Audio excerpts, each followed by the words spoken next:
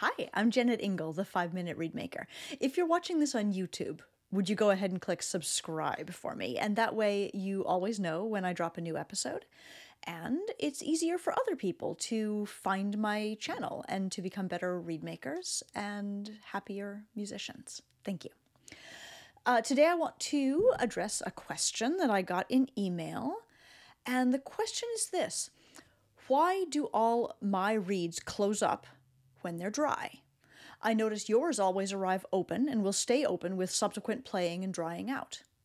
My routine is to tie up and do a little bark scraping on day 1.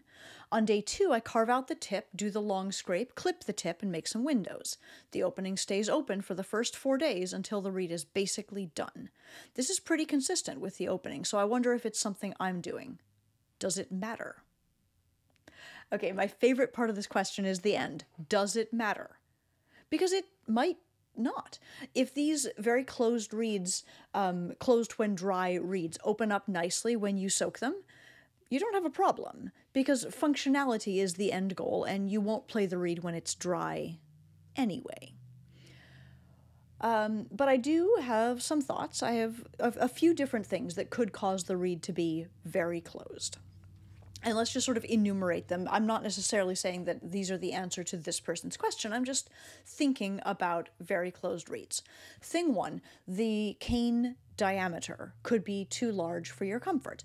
The larger the diameter of the piece of cane that you are using, the more gradual, like the arc that the bark makes.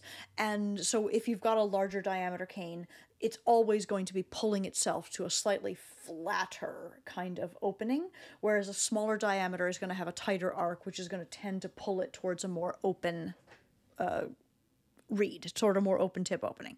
All other things being equal, of course. Usually I use the 10.5 to 11 range of diameter for my cane. I'm very happy with that, but it could be that that diameter isn't working well for this person. It could be that you are using a staple that has a very large tip opening, like a Chirugi 3, like, do I have other examples? Maybe not, because I'm not widely experienced with staples. But in general, the more open the staples tip is, the more closed the tip of your reed is going to be, because there's a pivot point there that's involved. So it could be that. If your overlap is incorrect, or incorrect to your handedness, let me explain. I think I've explained this before, but if you are trying to line up the two pieces, the two edges of your cane, absolutely perfectly line and line, it is unlikely to work out well for you, because the cane is, of course, an organic material, because it was shaped by hand.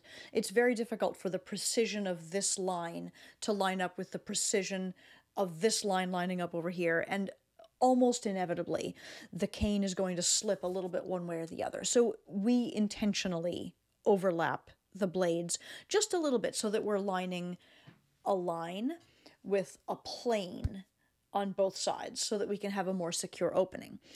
The time that this can get amiss is, and I do have an entire video on this, on the overlap. You'll find that if you search my channel. But if you are a right-handed person and you're aligning your reed like this with the away blade visible on the left-hand side of your reed, and then you're winding right-handed, that makes sense, because you're winding against that overlap and you're nudging those pieces of cane closer and closer together all the time. Whereas if you got it backwards, if your reed is overlapped and you can see the away blade on the right side, and you're right-handed and winding right-handed, the overall thing that happens is, as you're winding, your cane is going to tend to slip more and more and more and more as you go. And then once you open the reed, it can tend to slip even more, and what that can cause is a tip opening that's very small. But I don't necessarily think that that's what's going on for this person either. It's just a thing to notice if you yourself, dear viewer, are having this problem. It could be that there's too much out of the spine and the center of the reed, because in general, you want the center of your reed to be heavier than the sides of the reed. I generalize, of course, because the rails are also important down in the window area below the heart. But if your scraping style sacrifices the spine a lot, or if you've got a U shape versus a W shape at the bottom of your scrape, those could be elements that help your reed to be closed, and maybe they are helping your reed to be too closed. So something to consider might be the W at the bottom of the scrape, and I've definitely got a video on this, the U versus the W. Or taking a look at the way the spine travels up the back of the reed.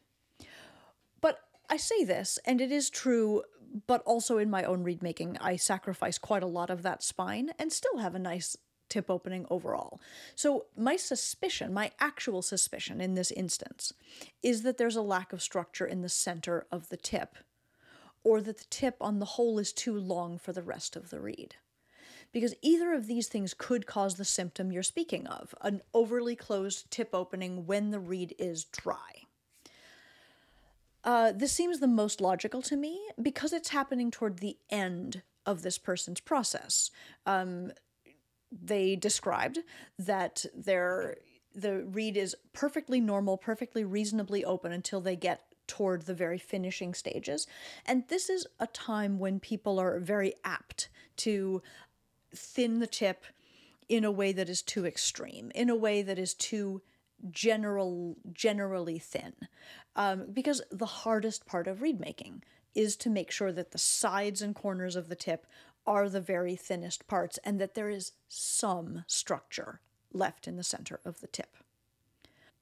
So if the reed in question will stand for it, will accept this, I would recommend trying to reduce the very, very sides of the tip, the leftmost and the rightmost 2 or 3 grains, and clipping back, because reducing those outside edges will lower the crow of your reed, which will allow you to clip.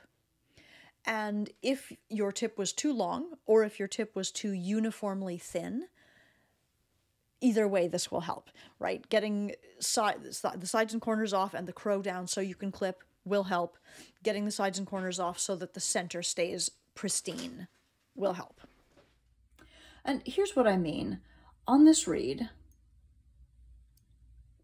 I would suggest cutting in a little bit right at the gutter, scraping all the way up the side, and making sure that this area and this area are the thinnest parts of the reed. Sorry, this is messy, but you can see what I'm after. And I do this with my knife, like so.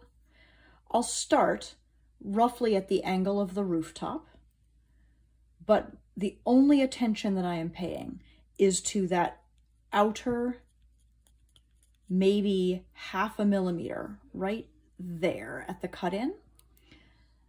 I'm just going to cut in a little bit more and then gently pull the cane off as I head up toward the tip of the reed. Here it is on the other side.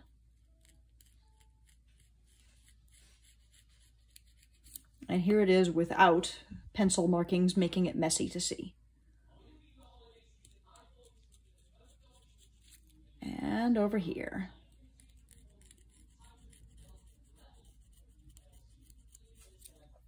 So all things being equal, I would expect that to strengthen the center of the tip, to lower the crow overall, and to make it possible to clip the reed.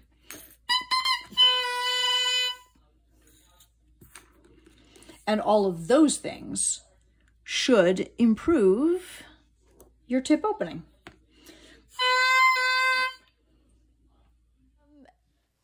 I hope that this has been helpful.